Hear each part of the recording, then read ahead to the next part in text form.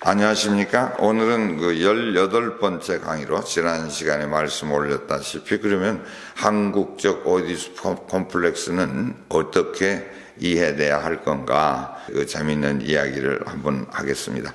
이건 크게 그 두 가지의 양상으로 설명할 수 있다고 볼 수 있겠습니다.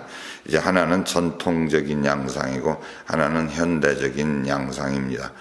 전통적인 양상에서는 당연히 지난 시간에 말씀 올린 카운터 오디푸스 콤플렉스의 개념을 적용시킬 수 있겠습니다. 우리 그 유교 사회에서는 유교가 지배적인 그 가치나 이념으로 등장된 문화 속에서 아들은 영원히 아들이어야 됩니다. 아들이 아버지는 결코 아버지에게 도전을 할 수가 없습니다. 우리의 옛날 가옥 구조도 보면 아버지는 사랑방에 있고 이제 저 안채에 어머니와 아이들이 사는데, 옛날 양가에서는 아버지와 아들이 겸상을 하지도 않았습니다. 아버지는 아주 굉장히 무서운 존재여서 감히 아버지의 권위에 도전할 수가 없었습니다.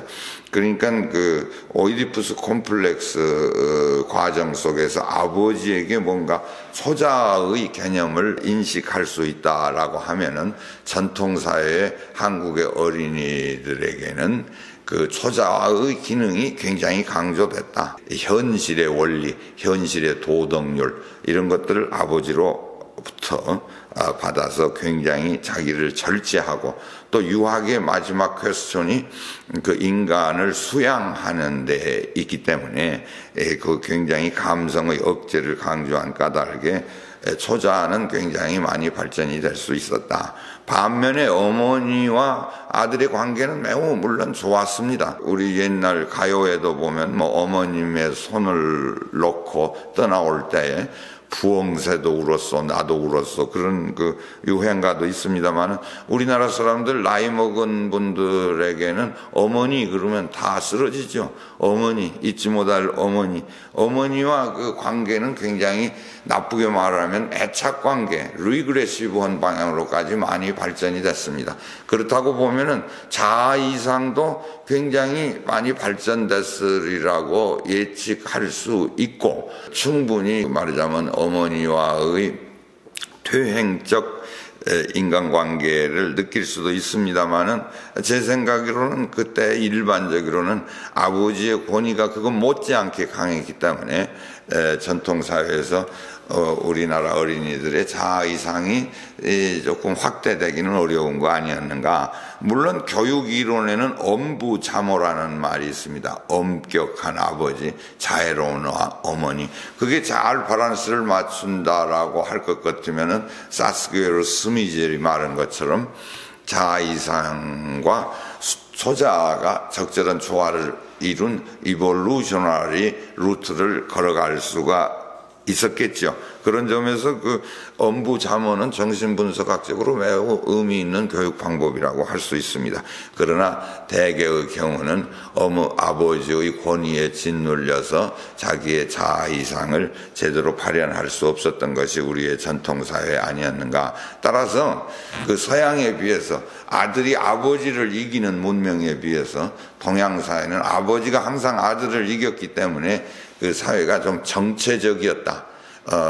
계속 변화무쌍하지 않고 매우 정체적이었다. 이렇게 말할 수 있습니다. 물론 우리 그 영조대왕께서도 사도세자 자기 아들을 두제 안에 죽인 그런 스토리도 있고, 신라 시대에 그 에밀레종도 자기 아들을 바쳐서 종을 만든 그런 스토리도 있습니다. 그러나 대개의 경우 아들이 아버지를 죽였다, 그런 스토리는 거의 없게 됩니다.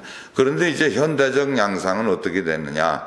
소위 그 서구의 가치가 들어오고 자본주의 들어오고 산업화가 되면서 아버지는 하나의 돈 버는 기계로 절약하고 맙니다. 그래서 모든 거를 어머니가 주도적으로 했기 때문에 특히 항상 우리 개발 시대에는 아버지는 새벽에 나가고 밤늦게 들어오기 때문에 아버지와의 관계는 거의 없어져 버리고 모든 게 어머니와의 관계 속에서 어린 시절을 보내게 됩니다.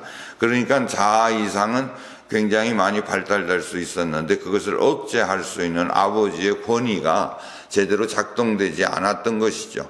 그래서 속칭, 요즘 젊은이들 이야기 들으면 조금 오해를 하실 수 있는데 뭐 그런 뜻은 아니고 요즘 어린이들이 특히 버릇이 없다. 그런 거는 바로 어머니가 그냥 너무 사랑만 주고 절제심을 키워주지 않은 까닭인데 그 내막은 오디푸스 콤플렉스의 개념 설명으로 보면 아버지의 권위가 떨어졌다. 그래서 요즘 뭐 고개 숙인 아버지 뭐 그런 단어도 나오고 아버지의 역할에 대한 세미나도 많이 생기고 그런 건 이제 좋은 일입니다만은 아무튼 결론적으로 현대사회에서의 가정구조 속에서 아버지가 아들을 교육하는 데에 그 과거에 있었던 영향력보다 훨씬 그 영향력이 줄어든 것만은 부인할 수 없을 겁니다. 따라서 그 현대 어린이들은 자아 이상만 좀 발전이 되고 초자아는 제대로 발전될 수 없었다 이렇게 볼 수 있는데 뭐 자아 이상이 지난번에 또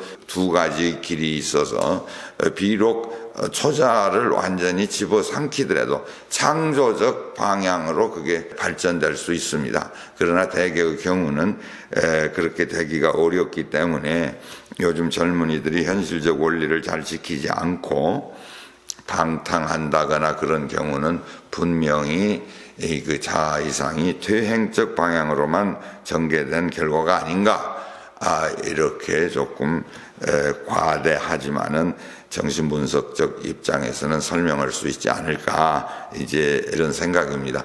그런데 또 이제 일부에서는 현대 사회에서는 오히려 이제 그 가족 구조가 해체돼 버리고 있기 때문에 더 이상 부모와 자식 간의 그 감성적 교류가 그 어린이의 그 어린 시절 무의식을 형성하는데 큰 영향을 미치지도 않은 거 아닌가, 이런 그 이제 의문이 생기게 돼서 속칭 포스트 모더니즘을 주장하는 사람들 속에서는 이제 프로이트의 오이디푸스 콤플렉스 혹은 그의 대칭이 되는 카운터 오디푸스 콤플렉스는 어린이 정서 발전에 그렇게 큰 영향을 미치지 않는다. 그러면 어떻게 할 것인가? 이제 이러한 또 반문이 생기게 됩니다. 그래서 다음 시간에는 소위 그 안타이 오이디푸스, 반 오디푸스의 개념에 대한 원리를 강조하는 사람들의 이야기도 한번 함으로써 정신분석적 이론을 보다 더 조금 광범위하게 이해하는 데 도움이 되도록 하겠습니다. 오늘은 이만 마치겠습니다. 감사합니다.